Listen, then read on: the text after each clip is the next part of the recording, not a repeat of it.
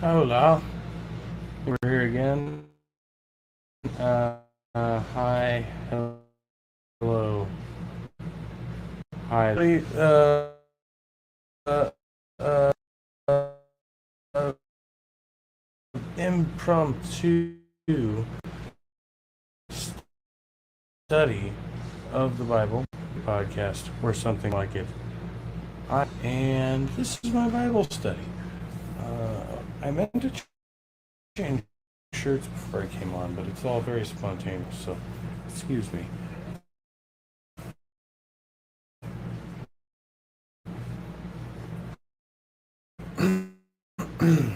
And Mia Madre, what is up? Godless sewing. I popped a hole in my boat. I went like a mile and a half downriver. This is a Thursday night, I believe. Yes, Thursday. And I got mired up in a swamp.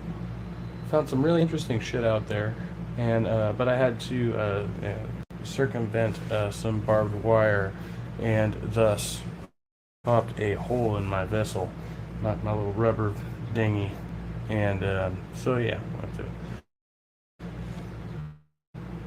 repair that or just get a new fucking boat. I don't know. It's been my haven.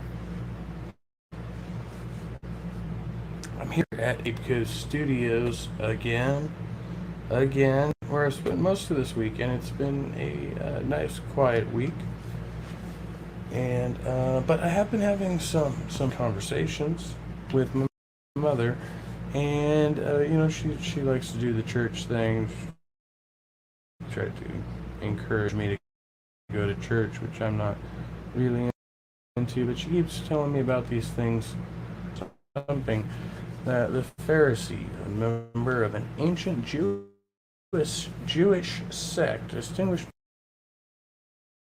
by strict observance of the traditional and written law, commonly held to have pretensions, person or a hypocrite. So this is what the kind church people have been telling me, Madre, around here. That I know my Espanol is absolutely terrible. It's Sunday morning. How y'all doing? I got called away from work, no doubt because of my own demeanor, on Friday, or Thursday rather. Yeah, Friday I was supposed to be off. Tonight I'm supposed to be working, and they gave me the old and I was like, yeah, you too. You as well. So I'm drinking a hazy IPA and getting ready for bed. I've had about 30 milligrams of liquid THC, so we'll see how that goes for everyone. All right, and we're gonna go get this directly from the ass's mouth. Christianity.com. Who were the Pharisees in the Bible? We got a nice little image here. You can kind of see that. If I blow it up like so. Yeah, that's better. Hey. So I'm not really familiar with what Pharisees are and stuff. So I was like, yeah, cool. What's that? I really don't care. But like I said, my mom keeps bringing them up, and the Pharisees were a Jewish group mentioned either collectively or as individuals 98 times in the New Testament, mainly in the Gospels. The root meaning of the word Pharisee is uncertain. It is probably related to the Hebrew root meaning separate or detached. From whom did the Pharisees separate? From those, especially priests or clerics, who interpreted the law differently than they? Question mark. There's a question mark at the end of that strange sentence there. From the common people of the land. Oh, again, a question mark. It's yeah. Remember, Christianity.com. Not necessarily a reputable source. From Gentiles or Jews who embrace the Hellenistic culture. From certain political groups, all these groups of people, the Pharisees, would have been determined to avoid in their resolution to separate themselves from any type of impurity prescribed by the Levitical law, or more specifically, their strict interpretation of it. Okay, so there's some Jews, they're like, y'all ain't quite kosher enough for us, and we're going over here. Okay, cool. Good to know. But according to a lot of modern Christians, I guess they're, they're like hypocrites, they're Scripture. The New Testament depicts the Pharisees as opponents of Jesus or the early Christians. On the other hand, they warn Jesus that his life is in danger from Herod and Luke. Invite him for meals, again in Luke are attracted to or believe in Jesus and John and protect the early Christians in Acts. Paul asserts he was a Pharisee before his conversion in what is that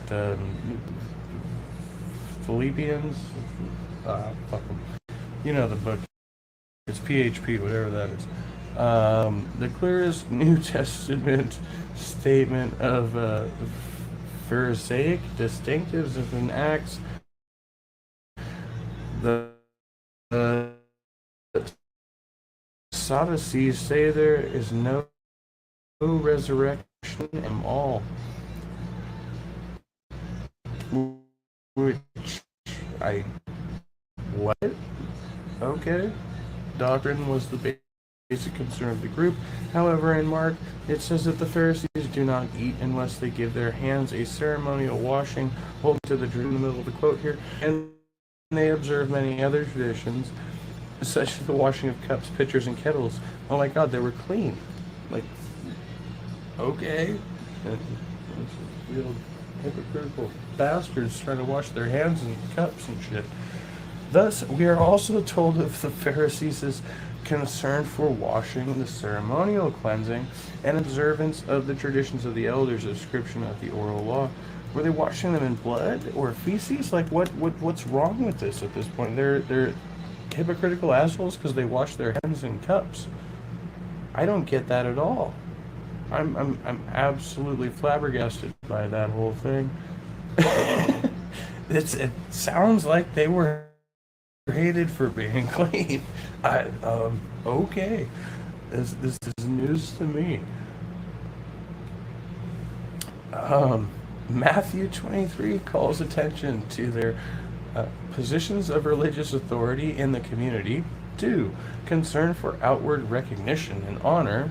3.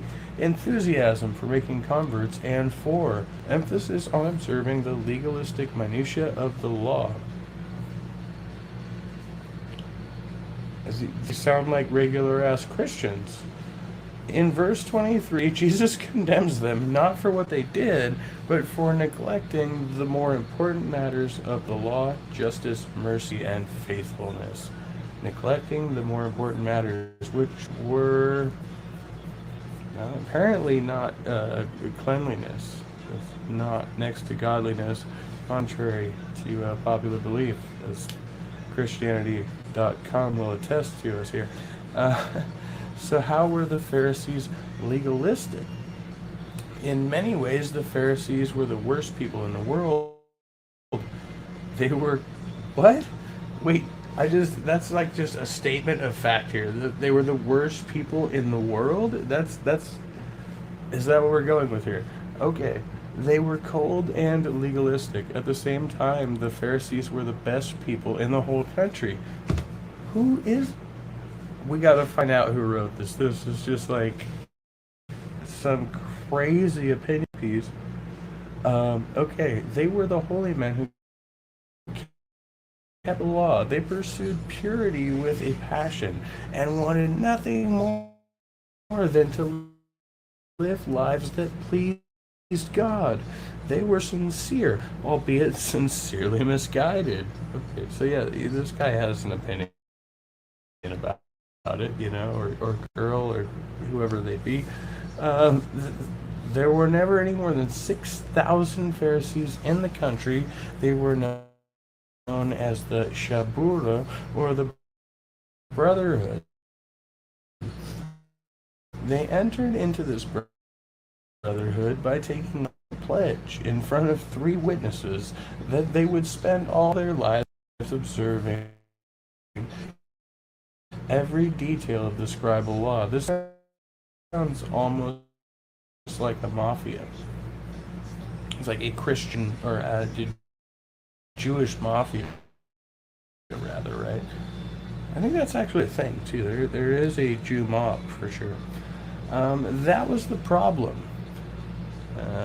With an exclamation point. This guy wants me to yell, "That was the problem." That codified scribal law. Scribal law, excuse me. Maybe a little bit of Freud in there. Then there was the Talmud, which is a commentary on. You're studying one chapter from the Mishnah.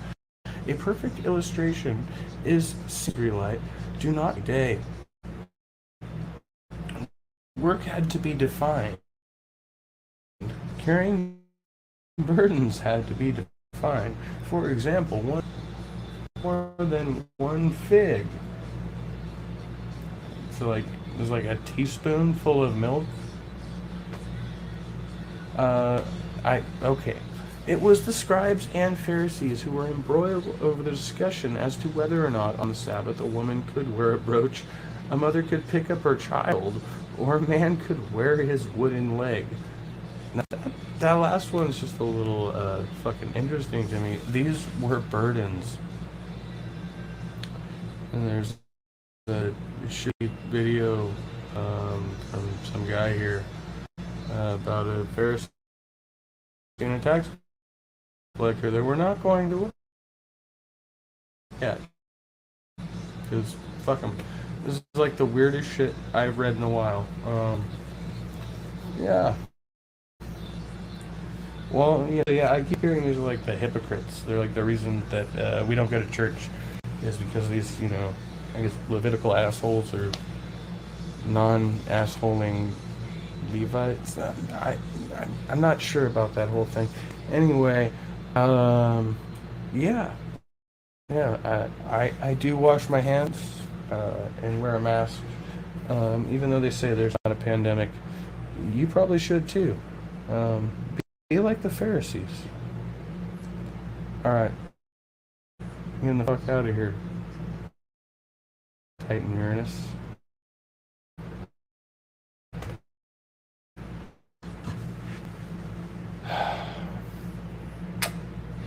Always trusty.